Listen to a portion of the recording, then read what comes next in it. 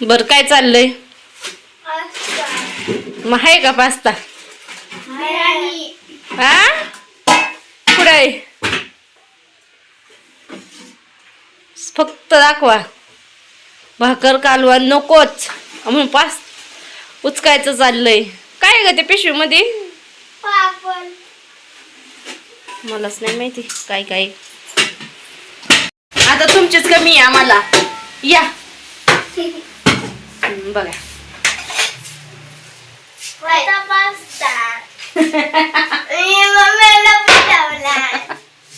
अगं बाई नाही ठेवला मी लपून. खाल्ला पण त्यो ना मी तिला. माझी लाडी गुडी किती लावीची लाडू बाई. अगं टोपलं का ना ते भाकरीनी. टोपल्यात भाकरी कालवण्याचं शिक्सदा फोडलं नाही पुरींनी. खाल्लं का मला सांग? नाही ना मग खाऊन घ्यायचं. मग आता आहे ना जण आंब आहे आंब चिरी ते बनलं त्याच्यावर पोट भरा. नसलं तर कुठं आणायचं? तुला नाही येणार पण का माझ्या आई तो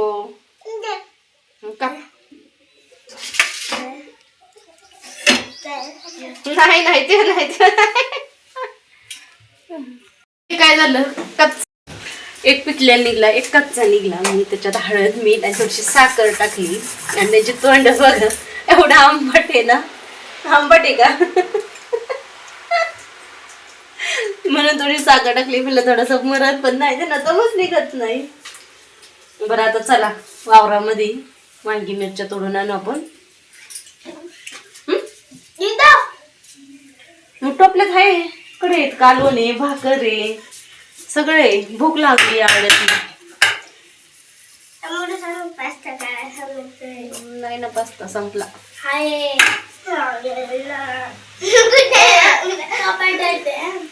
बाबा पंक्तीला बस चल तू.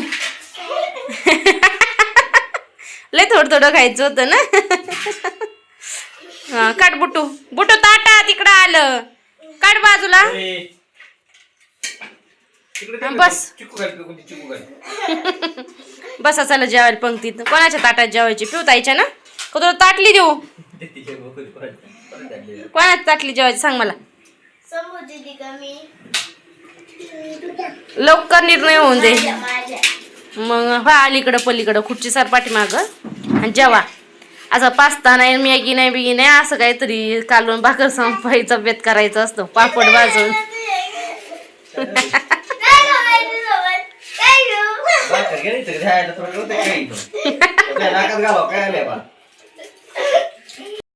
जेवण झाली पटकनी सगळी झाली घासून आणली.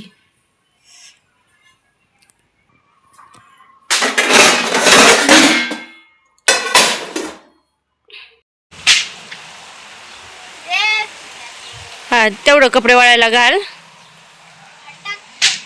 मग इथे बघा चिक्कू काढले होते झाडाचे ऋतुजाने.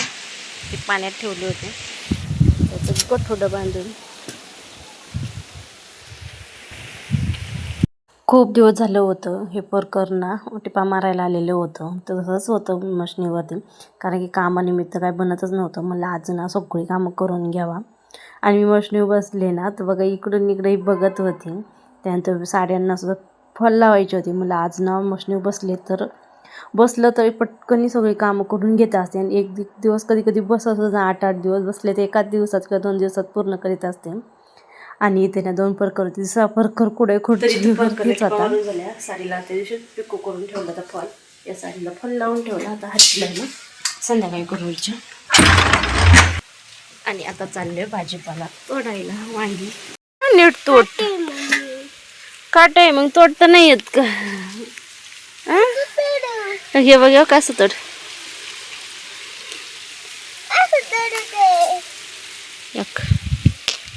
दाखव तो वांग केवढं मोठं आहे.